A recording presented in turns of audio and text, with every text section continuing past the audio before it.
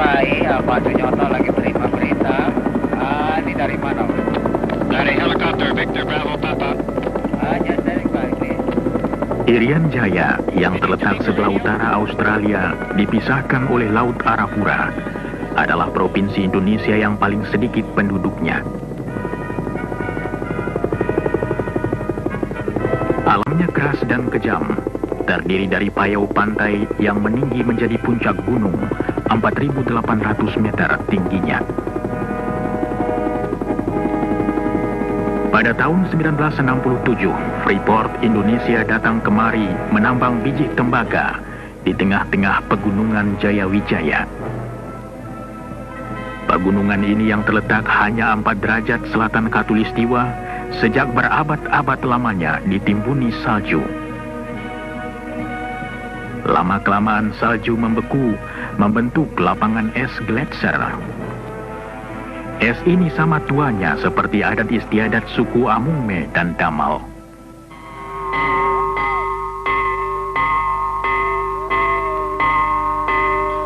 Kita tak tahu apabila dataran tinggi Irian Jaya mulai dihuni. Mungkin 20.000, mungkin 30.000 tahun yang lalu.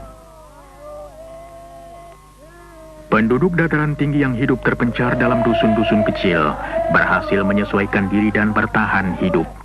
Mereka berhasil mengatasi kekejaman lapangan dan menciptakan cara hidup sederhana bermartabat. Mereka yang berakar adat lama dan dituntun pandangan masa lalu, kini mulai berubah.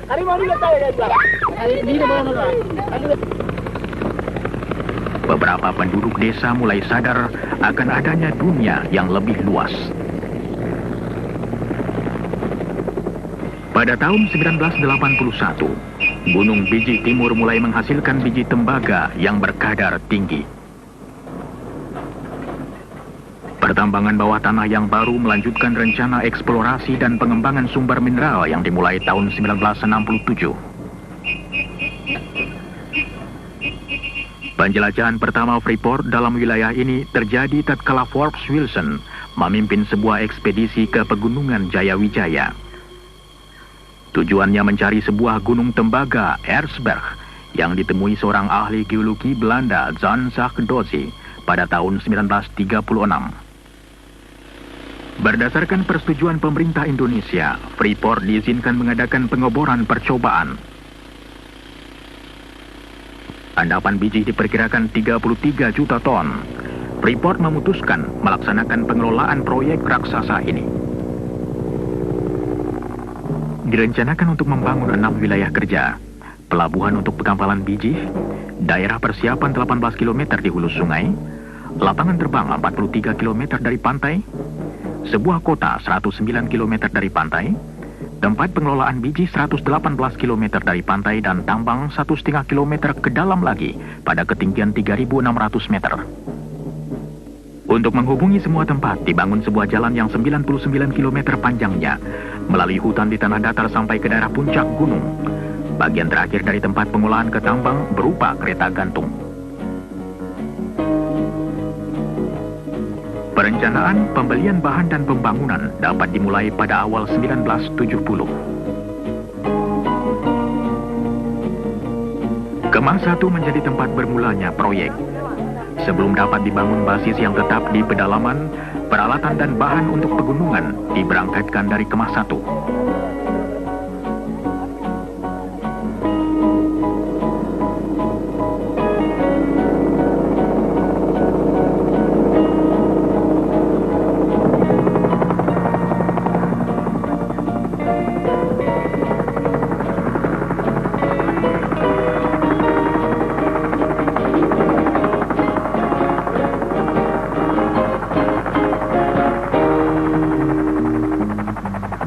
Mula-mula tidak ada tempat pendaratan helikopter. Pekerja diturunkan ke tengah-tengah hutan untuk mempersiapkan landasan helikopter.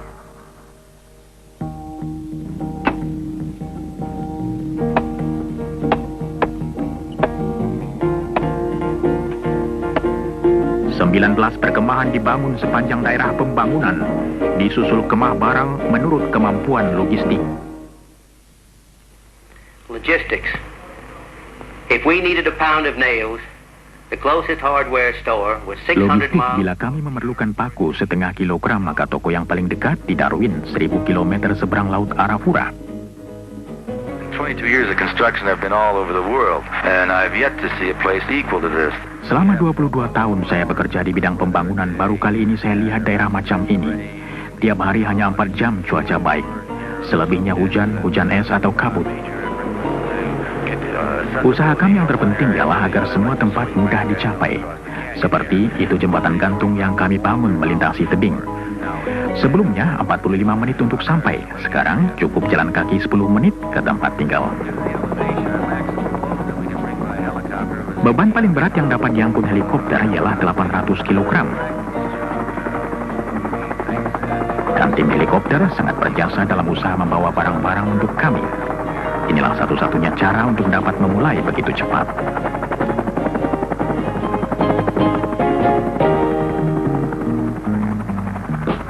Helikopter ini mensuplai 15 perkemahan gunung dengan makanan, muatan dan alat-alat besar untuk membangun jalanan yang 104 km panjangnya.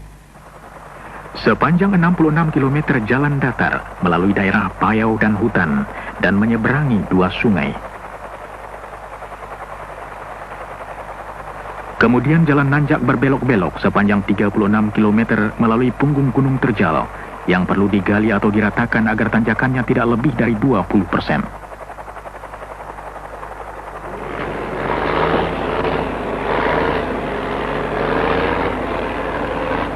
Di tempat-tempat yang terlalu sulit dilampaui terpaksa dibuat terowongan. Yang satu 1.300 meter panjangnya terowongan Hanekam, dan yang satu lagi 800 meter terowongan Zakkam. Konstruksi kedua terowongan seluruhnya ditunjang helikopter.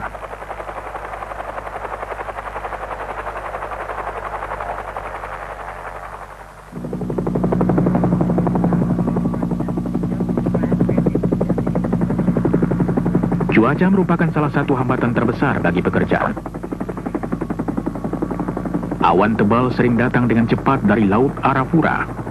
Helikopter yang berangkat dalam cuaca baik tahu-tahu masuk daerah hujan dan kabut hingga terpaksa kembali ke pangkalan.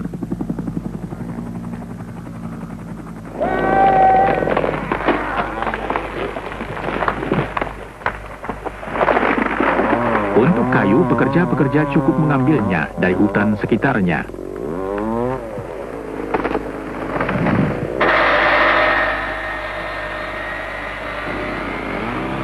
Pohon-pohon hutan yang tinggi ada guna lain untuk membuat landasan jalan. Gelondongan kayu disusun sebagai dasar jalan. Kemudian batu kerikil dituangkan di atasnya menjadi permukaan jalan.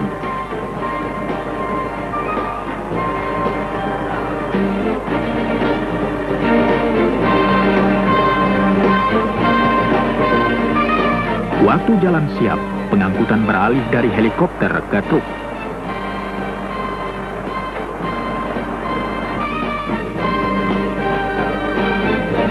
Seluruhnya lebih dari 60.000 ton barang diangkut truk melalui daerah pegunungan, kadang-kadang lebih dari 500 ton per hari. Seringkali truk memerlukan bantuan bulldozer di jalanan pegunungan.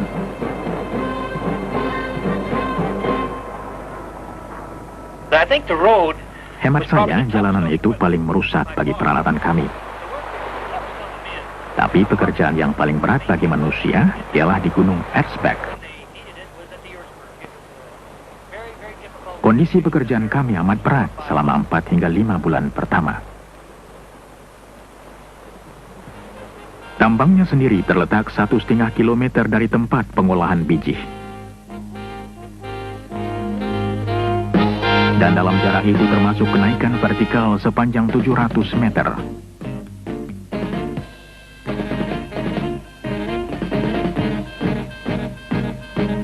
Mula-mula kedua tempat dihubungkan dengan kawat yang mengangkut pekerja dan barang-barang ringan.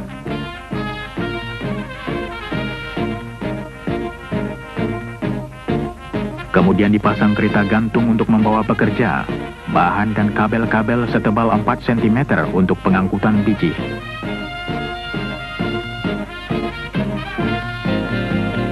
Sistem ini merupakan salah satu rentangan kabel tanpa penyangga terpanjang di seluruh dunia.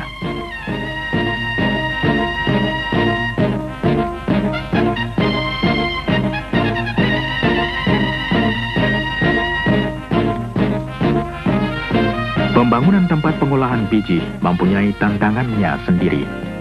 Dari cuaca buruk dalam alam keras sampai batas waktu dan masalah logistik.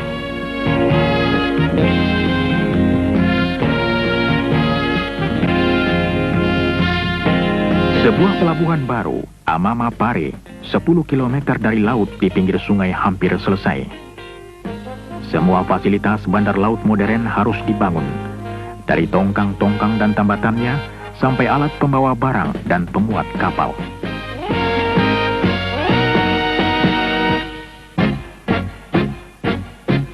Pipa yang panjangnya 115 km dengan garis tengah 10 cm dipasang dari tempat pengolahan biji ke pelabuhan untuk mengangkut cairan tembaga.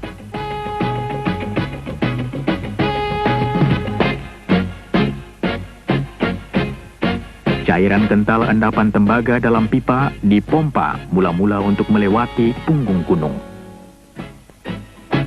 Kemudian daya berat membawa cairan ini ke bawah sepanjang 74 km ke pelabuhan. Di tengah-tengah kesibukan operasi awal, pada bulan Maret 1973 sebuah pesawat terbang jet mendarat di Timika. Pesawat ini membawa tamu istimewa yang mulia Presiden Soeharto. Bersama dengan pejabat lain, beliau datang untuk meresmikan pembukaan fasilitas penambangan.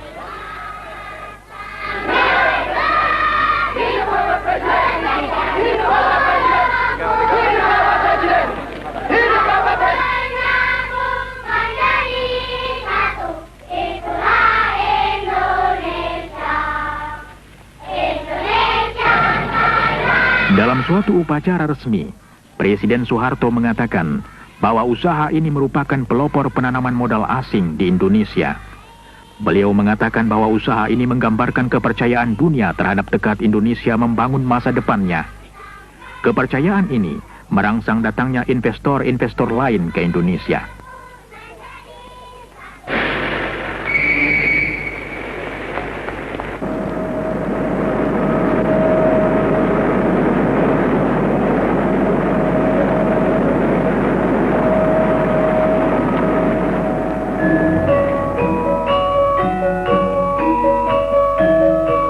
Dalam suatu upacara lain, Presiden Soeharto mendapat hadiah dan beliau membuka selubung batu kenangan kota Tembagapura.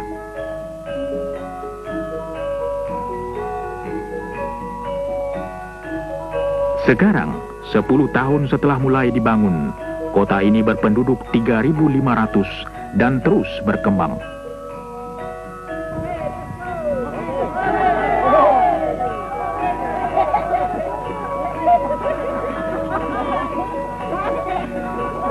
Tembagapura memiliki semua fasilitas kehidupan modern, masjid dan gereja, jawatan pemadam kebakaran, toko, tempat makan, pabrik roti dan kantor perjalanan.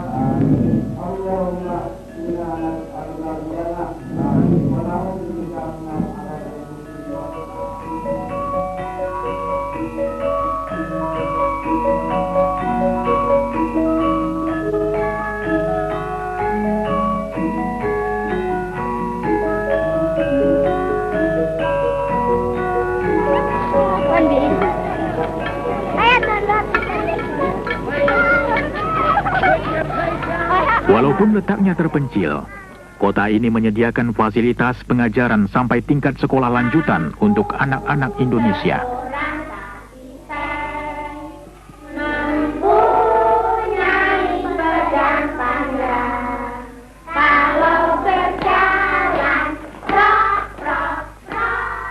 Klinik bayi dan jasa kesehatan lain disediakan untuk pegawai dan keluarga mereka.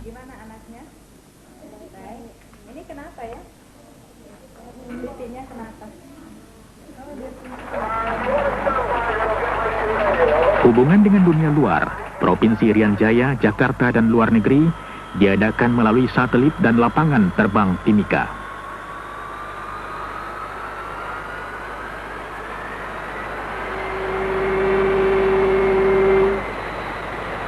Segala sesuatu harus diimpor, diturunkan dari kapal, dan dibawa dengan tongkang ke PET 11 untuk kemudian diangkut ke daerah pegunungan.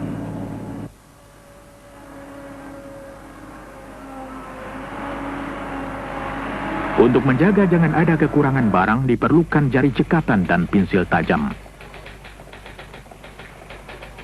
Semua angka harus ditelusuri. Peralatan dipelihara dan dibetulkan.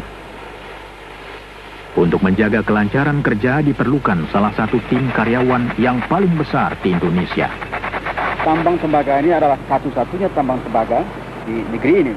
Itu akan berarti juga akan menambah devisa, selain tentu saja merupakan tempat pendidikan tenaga-tenaga ahli yang terampil di dalam bidang pertambangan, dan juga menambah kesempatan kerja, dan menambah pendapatan pemerintah selain dari devisa, juga tentu dengan pajak dan lain-lain. All of the buildings and structures you see around the work Semua areas bangunan dan and gedung towns yang Anda lihat sekitar tempat kerja dan kota membuktikan bahwa Freeport punya komitmen yang panjang di Indonesia. we're standing at the heart of the operation right now, the trams. Kami berdiri di jantung operasi, kereta gantung. Jika kereta mogok, biji tidak dapat diambil dari tambang. Akibatnya tidak ada pekerjaan di tempat pengolahan. Jadi inilah kunci operasi kami. Berhasilnya proyek kami tergantung pada kelancaran bekerjanya kereta gantung.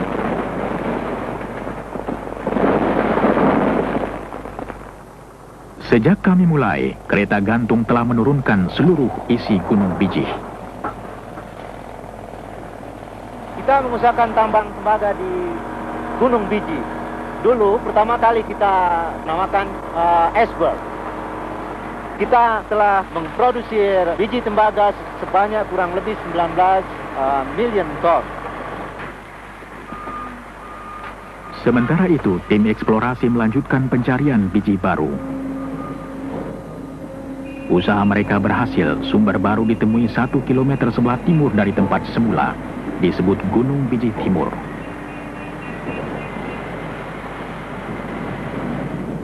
Endapan biji ini ternyata lebih besar dari endapan Gunung Bijih pertama. Tahun 1976 dimulai penggarapan tambang baru. Dalam pembangunan tambang di bawah tanah ini, kami berhasil menyelesaikannya menurut rencana, di bawah anggaran belanja, dan dengan gangguan sedikit mungkin pada operasi pertambangan terbuka yang berdekatan. Endapan Gunung Bijih Timur beda dengan endapan terbuka, terkubur di dalam gunung. Tempat ini adalah tambang tembaga bawah tanah pertama di Indonesia. Mula-mula tidak ada cukup pekerja terampil untuk pertambangan bawah tanah. Tenaga dari luar harus didatangkan. Tugas mereka ganda, mengelola tambang secara profesional dan mengalihkan keterampilannya kepada pekerja Indonesia. That is right position. Yeah. We just rise slowly, right? Raise it real slow. Watch your door.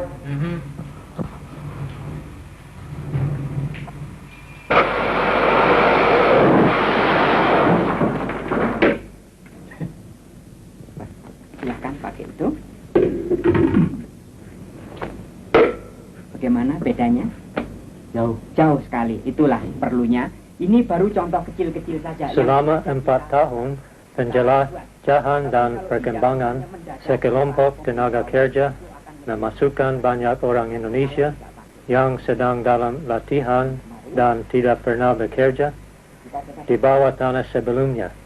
Menurut hemat saya, adalah prestasi yang luar biasa untuk mempunyai rekor keselamatan kerja yang lebih baik atau semutu dengan tambang besar yang mana saja di dunia. You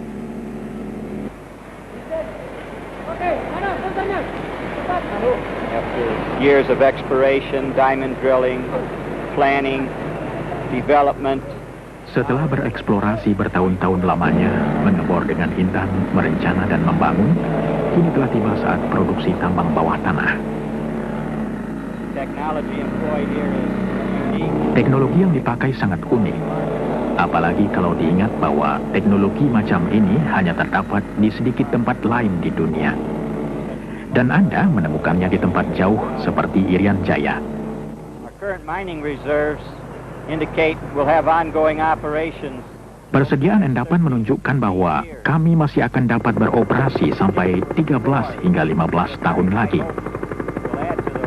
Tentu saja kami terus mencari dan mengharap akan dapat endapan lain.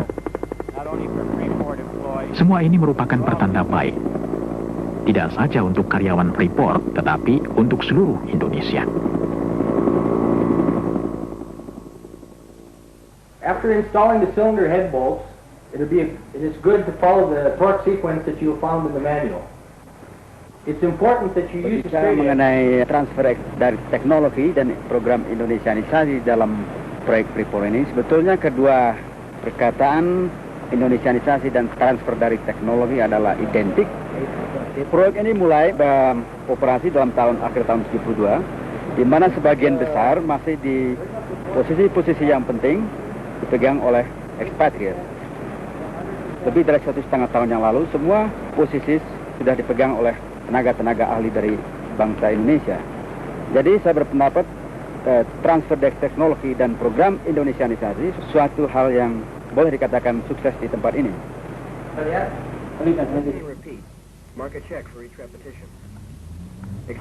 Pengalihan keterampilan dicapai dengan latihan sambil kerja dan dalam bengkel-bengkel kerja. Split motor terdiri dari rotor, kemudian motor ini adalah di start dan dari dalam tank, diisap oleh pompa.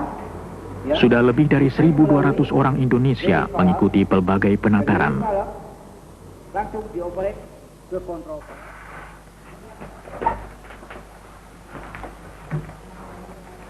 Paru-paru kiri dan paru-paru kanan, ya. Keterampilan dan pengetahuan pegawai kesehatan pun ditingkatkan terus-menerus. Tentu mereka tidak bekerja melulu, cukup kesempatan untuk rekreasi. Kemudian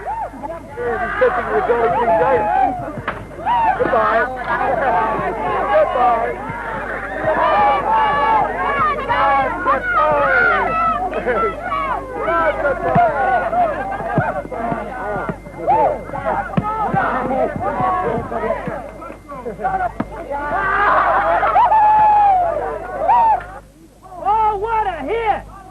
All right! Easy! Oh, second ball!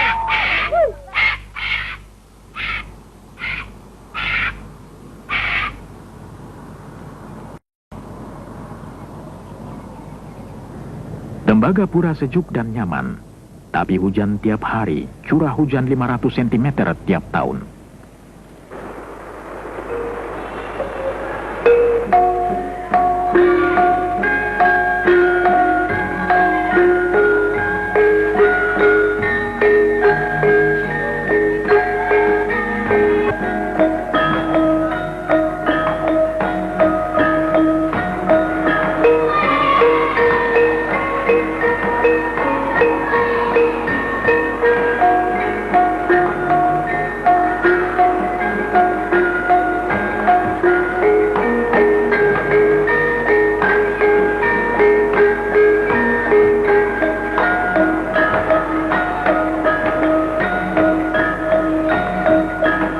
Semangat tak luntur dan pekerjaan proyek jalan terus. Fungsi daripada government relations adalah sebagai penghubung di antara perusahaan dengan pemerintah, baik di pusat maupun di daerah. Untuk ini kami bekerja sama dengan pemerintah daerah di Fakfak dan Jayapura, serta juga dengan Kementerian Riset dan Teknologi di Jakarta, untuk membuka daerah pertanian yang baru, daerah resettlement yang baru di daerah pantai, di daerah dataran rendah, memberikan pelayanan kesehatan, pendidikan, dan juga bantuan penyuluhan pertanian. Sejak hadirnya Freeport di daerah ini, Freeport telah berusaha untuk meningkatkan sosioekonomik standar dari penduduk setempat di sini, yaitu melalui program pendidikan, program kesehatan, dan ada kesempatan bekerja bagi penduduk asli di sini. Sekarang ini, program bantuan bagi penduduk asli ini sedang disentralkan di Timika dengan satu program bantuan antara pemerintah daerah dan Freeport dengan proyek yang kita sebut Resettlement Project. Di belakang ini kita bisa melihat ada toko berjalan atau mobile store. Freeport menjual setiap minggu kepada penduduk setempat ini bahan-bahan pokok yaitu beras, minyak goreng, sabun dan lain sebagainya untuk keperluan penduduk setempat di sini. Juga di sebelah sana kita bisa melihat ada klinik. Itu kita memberikan pengobatan cuma-cuma kepada penduduk setempat. Ada 3 klinik di proyek ini dengan pelayanan pengobatan cuma-cuma.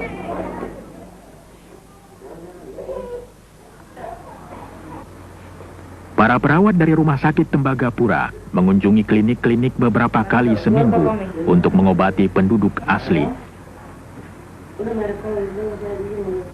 Wanita dengan anak kecil dianjurkan untuk mengikuti kelas khusus untuk perawatan bayi. Suku Damal dan Amungme yang paling banyak berhubungan dengan proyek. Sumber dan lambang kekayaan utama, pesta panggang babi menambah gengsi mereka.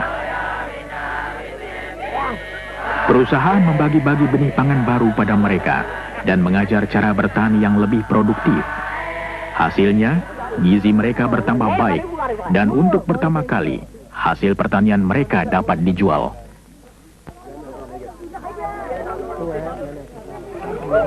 Dengan masuknya proyek ini ke daerah ini, tentu akan menimbulkan sedikit tegangan karena kita membawa teknologi yang zaman luar angkasa ke daerah yang terbelakang. Sekarang juga dengan bekerja sama dengan pemerintah, kita lagi mengusahakan apa yang kita namakan proyek resettlement, yang merupakan suatu proyek yang besar yang berhubungan dengan adanya proyek ini di tempat ini.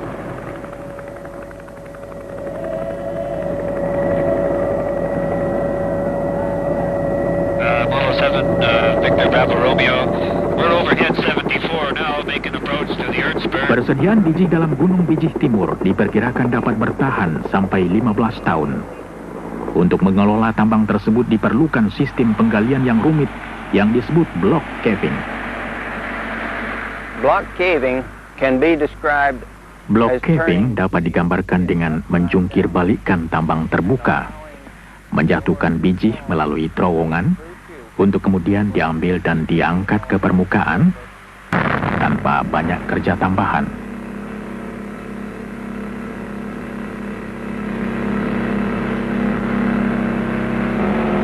Pekerjaan ini dilakukan sepotong-sepotong. Bagian yang akan dilongsorkan dipersiapkan dulu. Di bawah tempat biji dibuatkan dulu terowongan.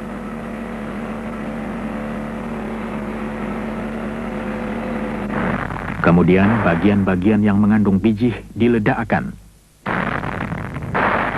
Ledakan ini menyebabkan lapisan yang mengandung biji kehilangan penyangga dan roboh.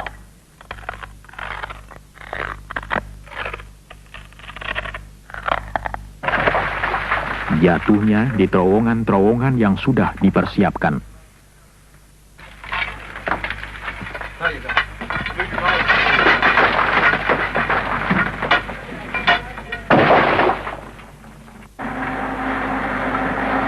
Dari sana, potongan-potongan diangkut ke tempat pengumpulan di luar.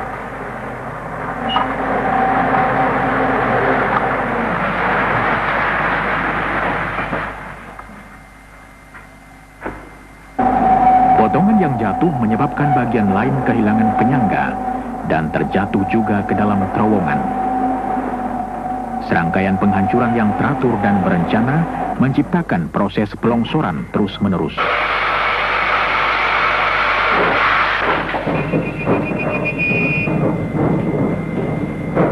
Kereta api listrik mengangkut biji ke tempat pengolahan.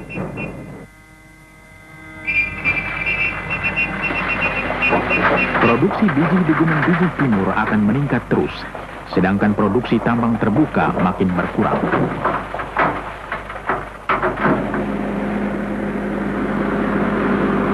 biji kasar dari kedua tambang dibawa ke tempat penghancuran yang sama.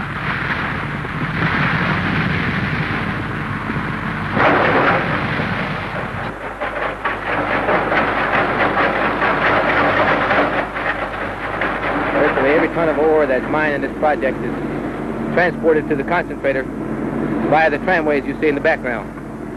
Tiap ton biji yang keluar dari tambang diangkut dengan kereta gantung ke tempat pemekatan. Kapasitas kereta gantung ini ialah 9.500 ton per hari.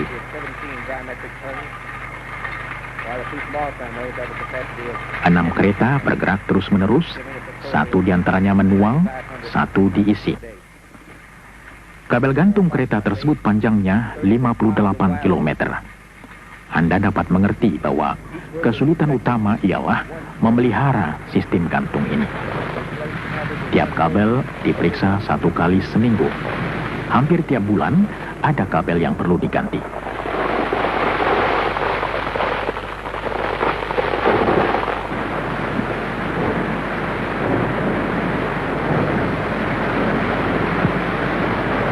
Biji dihancurkan lagi di tempat pengolahan. Kemudian ditambah air menjadi semacam cairan terdiri dari biji halus.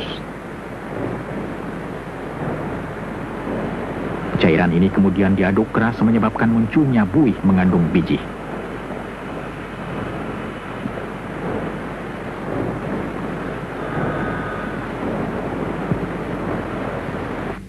Bahan ini kemudian diperiksa dalam laboratorium untuk menentukan kadar tembaga, emas, dan perak. 96% dari tembaga yang semula terkandung dalam biji dapat dipakai. Hasil yang paling tinggi di seluruh dunia.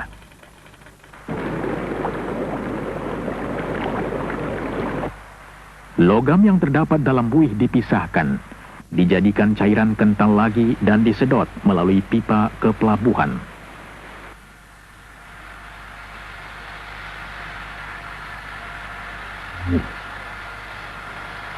Di sana cairan dikeringkan dan konsentrat siap untuk diekspor.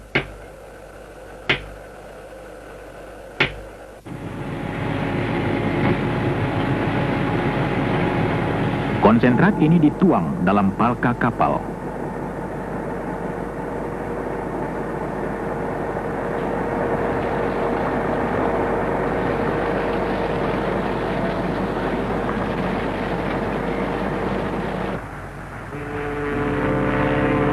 Karena muara sungai Tipuka dangkal, maka kapal hanya diisi sebagian.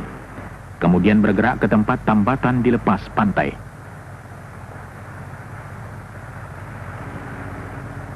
Di sana sisa konsentrat tembaga dipindahkan dari tongkang sampai kapal penuh. Juga Freeport mendatangkan kapal-kapal supply dari Australia yang membawa makanan, plus bahan-bahan pelumas dan onderdil. Kemudian juga dari Singapura sekali sebulan, dan juga kapal tanker yang membawa diesel sekali sebulan. Rata-rata tonnage yang di handle di pelabuhan adalah 6.300 metric tons. Saya datang ke Freeport sini tahun 1974 sebagai Assistant Port Superintendent dan bekerja di Amamapare, pelabuhan. Di Port Said sekarang ini, atau Amamapare, sekarang ada 300 penduduk. Di situ juga terdapat masjid, gereja, dan juga sekolah dengan 40 anak murid. Di samping itu juga ada taman kanak-kanak.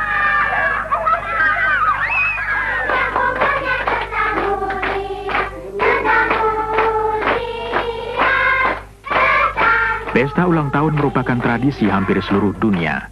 Pesta bayi yang pertama lahir di Tembagapura baru-baru ini merayakannya. Sesuai dengan salah satu tradisi Indonesia, merantau, banyak lelaki meninggalkan kampung halamannya mencari petualangan di tanah yang jauh. Mereka datang untuk bekerja di proyek tembaga. Tetapi bukan hanya ini usaha mereka. Mereka membawa adat mereka, membangun masyarakat baru, dan memberikan warna baru, hidup dan vitalitas pada tanah jauh ini.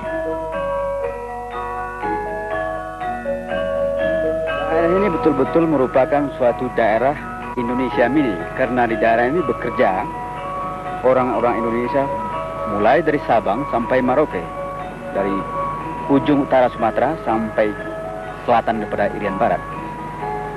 Dan semuanya adalah bekerja sama untuk suksesnya proyek ini.